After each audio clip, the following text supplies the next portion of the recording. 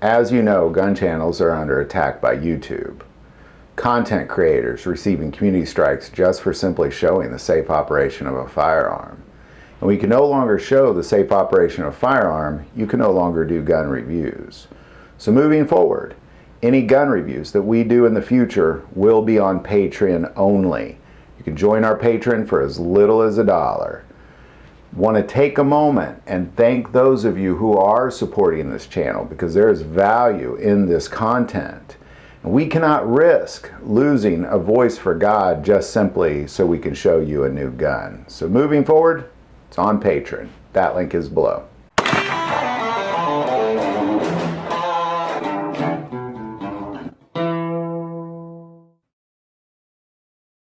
According to the Department of Justice, an Adair, Iowa police chief requested 90 machine guns. And all 90 of these machine guns, it was a large variety of machine guns. It wasn't like that he was just purchasing 90 of one type of machine gun for his police department. He was purchasing a variety of different machine guns, one of which was a helicopter gun. Now, why would a police department need 90 machine guns? Well, let's start with Adair, Iowa has a population of 797 people.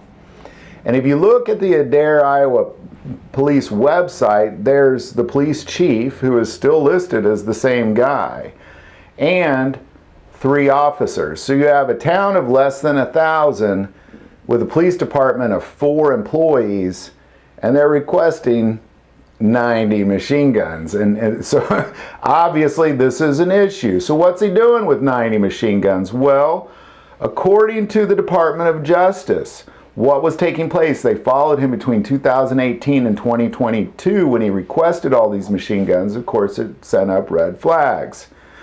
His request was he wanted 90 so he can demonstrate their functionality and their use for the police department, and also use them for the police department.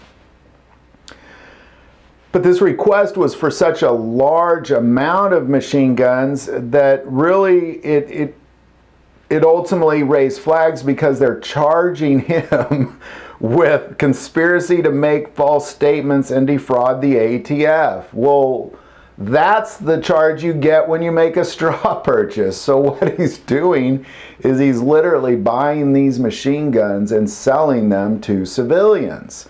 Now, when they raided the Adair City Hall, they only found 6 guns. So now he didn't buy all 90. He bought 10. So 4 of them have been sold and are unaccounted for, and this other 6 have been retrieved.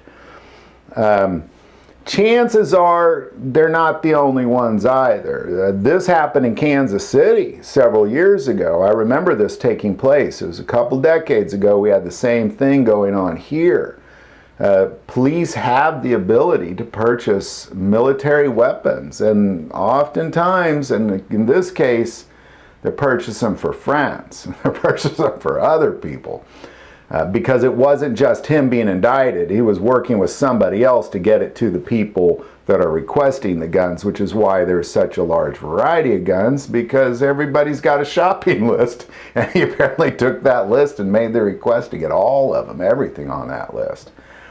So this is more common than you might think. This one raised a lot of question marks, and a lot of people kind of took notice because of the sheer volume of machine guns. You know, when you say you need 90 machine guns, and many of them are military, you know, not just machine guns that you hold, machine guns you put on a helicopter. What's a sheriff in a town of 797 people need that for? That's Mayberry was bigger than that. So any thoughts or insight on any of that, definitely put that below. But it's, you know, ultimately what's going on is throughout the country, you have, you know, obviously have several people making straw purchases for other people to profit. And police departments are making the big, you know, there's where the big profit is, because they're the only ones that can access those guns. And when they access them, sometimes the greed kind of takes over. There's a lot of money in military weapons, and typically they're either stolen from the military or stolen from some sort of foreign government. This is how people get them in the United States. It's usually through friends in the police departments. So, and the DOJ caught this one because you can't just buy machine guns and think they're not going to be accounted for. They're all going to be accounted for. Any thoughts or insight on that? Definitely put that below. If you like this video, click like and subscribe. Feel called to support this channel through Patreon. That link is also below. But the most important part of this channel is we take prayer requests, so please don't ever hesitate to send that in. Thank you for watching this episode of God, Family, and Guns. And as always, love God, love your family, and love guns.